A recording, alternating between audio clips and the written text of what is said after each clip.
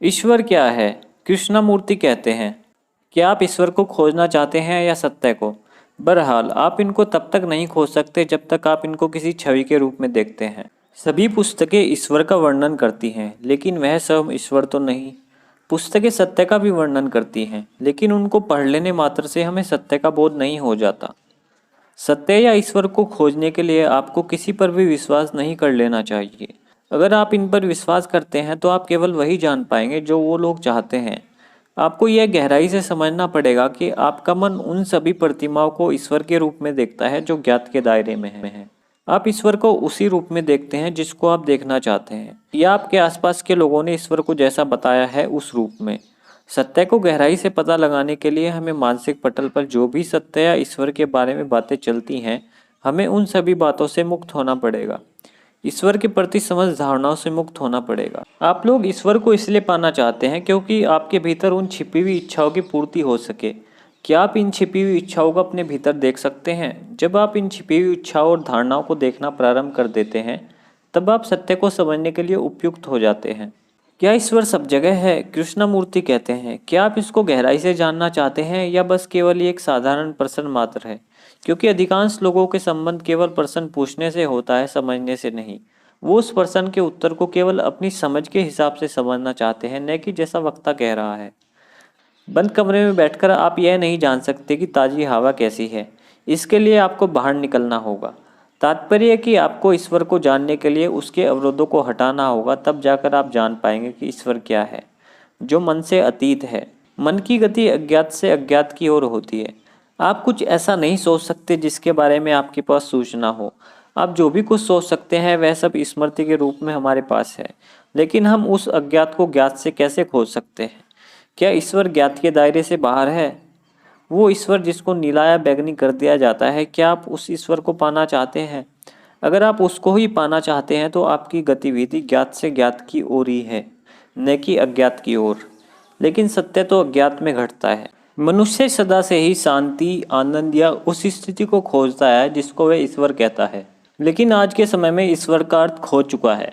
ईश्वर अब एक धारणा बन चुका है जो अलग अलग वेशभूषा, अलग अलग भाषा, अलग अलग वातावरण पर आधारित है। अब शब्द का अर्थ यथार्थ से बिल्कुल नहीं रह गया। अब लोगों ने अपना अपना ईश्वर निर्मित कर लिया है। लेकिन अगर हमें असल ईश्वर को खोजना है तो हमें इस धारणा से मुक्त होना होगा। हमें से अधिकतर लोग अपना जीवन उन संघर्षों में बिता देते हैं जिनका यथार्थ से कोई संबंध नहीं। आपको कहा जाता है कि ब्रह्मचर्य की शपथ लो, विवाहित जीवन न बिताओ, अपनी इच्छाओं का दमन करो, और तरह तरह की बातें आपसे की जाती हैं। लेकिन इस दमन में भी ऊर्जा की बर्बादी होती है, क्योंकि दमन करते समय हमारे भीतर जो विचारों को प्रवाह चलता है वह भी ऊर्जा की बर्बादी करता है। आप लोग ईश्वर को खोजने के लिए मंदिरों, मस्जिदों तथा चर्च में जाते हैं। क्या आप वहाँ कभी उनको खोज पाते हैं? शायद नहीं। ईश्वर या सत्य को खोजने के लिए आपको किसी जगह जाने की जरूरत नहीं, बल्कि आपको यह देखना है, आपके भीतर जो भी कुछ विचारों का दायरा है उसके प्रति सजग हो जाना है।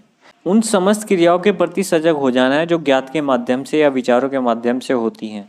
और ये सजगता ही उस होश में परिवर्तित हो जाती है जहाँ से हम सत्य को खोज सकते हैं, या हमें सत्य के दर्शन होना प्रारंभ हो जाते हैं। हमें उसको पाने के लिए कुछ करना नहीं है, बल्कि अपनी असजगता के प्रति सजगता ही उसको पाने का माध्यम है। आप लोग ईश्वर के बारे में काफ़ी बात करते हैं। आप लोगों ने ईश्वर को सर्वोच्च स्थान दिया है। आप लोग ईश्वर संबंधी धारणाओं से भरे पड़े हैं। लेकिन क्या आपके कार्य ऐसे हैं जैसे आपको ईश्वरीय कार्य बताए जाते हैं? शायद नहीं। आप लोग सुबह से शाम तक हिंसा ही कर रहे होते हैं। सभी लोगों के अपने अपने ईश्वर हैं। मैं ईश्वर शब्द का उपयोग नहीं करता, क्योंकि मैं जानता हूँ कि आप सभी लोग ईश्वर शब्द के बारे में सब कुछ जानते हैं। लेकिन क्या आप ईश्वर शब्द को जान लेने से यथार्थ को जान लेते हैं? मैं सभी चर्चाओं में कहता हूँ कि अपने मन का निरीक्षण करो। ये जानो कि आपके मानसिक पटल पर क्या क्या गतिविधि हो रही है। ये जानो कि यह गतिविधि कब कब हो रही है, और इस गतिविधि की वजह से हम किस किस तरह से प्रभावित हो रहे हैं। जब आप इसको देखना प्रारंभ कर देते हैं तो आप ईश्वर संबंधी समस्त बातों को समझ पाते हैं और देख पाते हैं कि क्या वास्तविकता है। तब आप समझ जाओगे कि ज्ञात का दायरा ही हमें रोके रखता है सत्य को जानने से। तब फिर मन में एक मौन उभरता है जिसकी कोई था नहीं ले सकता। तब फिर उस अनंत शांत मन में उस सत्य का, उस प्रेम का जन्म होता है जिसके बारे में कुछ नहीं कहा जा सकता, जो अनंत आकाश है, जिसका वर्णन नहीं हो सकता। जिसका वर्णन है वही ज्ञात के दायरे में है। अज्ञात में नहीं। क्या जिसे हम सत्य या ईश्वर कहते हैं वह सब कुछ ज्ञात के दायरे में नहीं है? वह तो सब कुछ ज्ञात ही है। तो अज्ञात क्या है? अज्ञात को तो आप अज्ञात में जाकर ही देख सकते हो। वो व्यक्ति जो ईश्वर या सत्य को जानने के लिए व्याकुल है वो क्या करे? क्या वह समाज सुधार में जुट जाए या वह अपना सुधार करे? अपने आप को जानने पर वह एक व्यक्ति होने के नाते भी एक समाज को निर्मित करता है। मैं भी एक समाज हूँ, मेरे होने से ही समाज बनता है। तो जब मैं सुधर जाऊंगा तो संभव है समाज में भी कुछ न कुछ सुधार अवश्य लाया जा सकता है। शव बोध के द्वारा ही ये हो सकता है, और शव बोध अभी होता है, बाद में नहीं। ईश्वर को या सत्य को जान लेने तथा अनुभव करने में फर्क होता है। जान तो हम किताबों से भी सकते हैं, लेकिन वह जानना वास्तविक नहीं, बल्कि वास्तविक जानना तो अनुभव करना है। जब मैं एक धर्म के तौर पर अपने आप को मानता हूँ, हिंदू, मुस्लिम, ईसाई या कुछ और भी मानता हूँ, तो मैं इनमें ही उलझे रहना चाहता हूँ। ये संस्कार बत्ता मेरे ऊपर हावी हो जाती है और मैं सत्य को इसी धर्म के दायरे के रूप में देखना चाहता हूँ। लेकिन हमें सत्य को देखने के लिए इस दायरे से बाहर निकलना होगा। एक सच्चा धार्मिक व्यक्ति वह नहीं जो कर्म कांडों में, विश्वासों में बंधा रहना चाहता हो, बल्कि असली धार्मिक तो वह होता है जिसके पास इन सब बातों के लिए जगह नहीं। वह तो केवल हर नए पल को जी रहा होता है।